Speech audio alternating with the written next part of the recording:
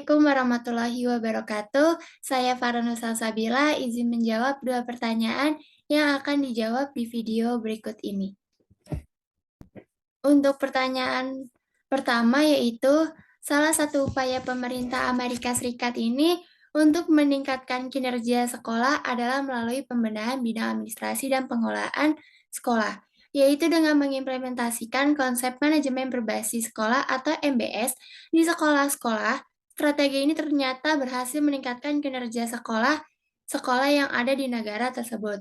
Dari keberhasilan Amerika Serikat menerapkan MBS, selanjutnya negara lain termasuk Indonesia ikut memakai konsep MBS dalam penyelenggaraan pendidikannya atau menerapkan konsep MBS dalam upaya meningkatkan kinerja sekolah. Bagaimana hasilnya? Jelaskan dari segi peluang, tantangan, dan juga hambatan. Untuk peluang manajemen berbasis sekolah yaitu yang pertama ada dalam di kalangan masyarakat ini yang baik pandangan yang baru, yaitu sekolah serius mengelola pembelajarannya. Dan juga yang kedua, dalam kebutuhan sekolah, manajemen berbasis sekolah ini melibatkan partisipasi guru dalam keputusan yang diambil secara integratif. Manajemen berbasis sekolah ini yang paling efektif dalam menjadikan sekolah karena kepemimpinannya baik dan efisien. Guru yang ada di sekolah kompeten dan dalam pembelajaran ini fokus dan meningkat. Dan juga di dalam kehidupan masyarakat ini demokratisasi cukup besar dan di era reformasi. Manajemen berbasis sekolah ini sebagai lembaga pendidikan akan lebih mengetahui potensinya sendiri. Sekolah akan lebih memahami kekuatan, kelemahan, peluangan, maupun ancaman bagi lembaganya. Untuk hambatan, manajemen berbasis sekolah ini adalah sistem pengelolaan sekolah yang memberikan otonomi luas kepada sekolah dan masyarakat dalam penyelenggaraan pendidikan ini dengan menyediakan pendidikan yang lebih baik dan lebih memadai bagi para peserta didik dengan cara meningkatkan kinerjanya. Yang kedua ini tidak efisien dalam pengambilan keputusan. Biasanya ini dilakukan secara partisipasi, ada kalanya nih menimbulkan frustasi dan seringkali nanti lebih lamban dibandingkan dengan cara-cara oktokratis. Dan juga yang ketiga ini kita harus memerlukan pelatihan. Nanti dalam pihak-pihak ini berkepentingan kemungkinannya besar sama sekali tidak atau belumnya berpengalaman menerapkan model yang rumit dan juga partisipasi ini. Untuk tantangan di manajemen berbasis sekolah ini yaitu, kemampuan sekolah, tantangan utamanya ini, pelaksanaan di MBS adalah, rendahnya kemampuan sekolah ini untuk melaksanakan model manajemen ini karena, kurangnya sumber daya pendidikan. Dan yang kedua ini, dengan adanya perubahan dalam organisasi pengelolaan di pendidikan, juga nanti masyarakatnya ini rendah terhadap kepercayaan produktivitas sekolah. Pertanyaan nomor 2 yaitu, ada perbedaan konsep antara sekolah efektif dan sekolah unggul? Sekolah efektif adalah, sekolah yang mampu mencapai tujuan dengan tepat. Sekolah unggul adalah sekolah yang memiliki kelebihan atau keunggulan jika dibandingkan dengan sekolah lainnya. Bertolak dari pengertian di atas, apakah implementasi, konsep manajemen berbasis sekolah ini ditujukan untuk menghasilkan sekolah efektif atau sekolah unggul?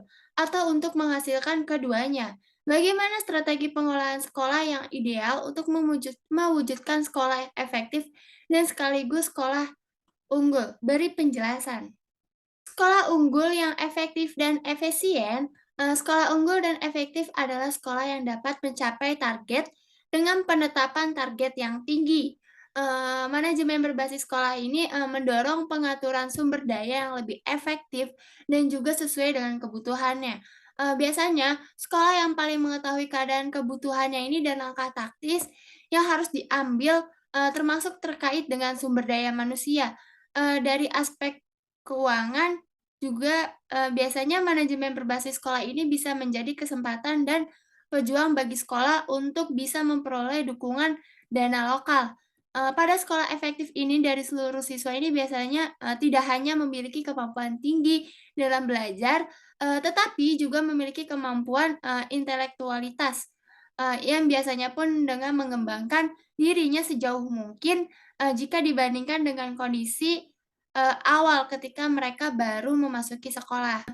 Manajemen berbasis sekolah ini dapat memungkinkan individu-individu yang kompeten di sekolah untuk membuat keputusan yang akan meningkatkan pembelajaran dari erikan seluruhan komunitas sekolah yang suara dalam keputusan-keputusan penting dan yaitu dalam sekolah. Yang pertama ini ada fokus akuntabilitas yang pengambilan keputusan. Yang kedua, juga mengarah pada kreativitas yang lebih besar dalam perancangan program dari sumber daya untuk nanti mendukung tujuannya yang nanti dikembangkan di setiap sekolah. Yang ketiga ini ada mengakibatkan penganggaran realistis sebagaimana orang tua dan guru ini menjadi lebih sadar akan status keuangan sekolah ini, untuk batasan pembelanjaan dan juga dari biaya dari program. Untuk yang terakhir ini meningkatkan semangat guru dan juga memelihara kepemimpinan yang baru di semua tingkatan. Untuk strategi manajemen berbasis sekolah ini memerlukan tahapan yang penetapannya ini yang bisa mempertimbangkan dalam waktu jangka pendek, menengah, dan juga jangka panjang. Untuk strategi ini tersebut bertujuannya nanti untuk menciptakan sumber daya manusia, dengan caranya ini nanti dilatih melakukan pengalokasian dana secara langsung dan harus memperhatikan beberapa aspek seperti partisipasi masyarakat dan juga ada partisipasi kepala sekolah dan juga guru, kurikulum, dan menguasai materi, penilaian dan alat sarana prasarana pendidikan.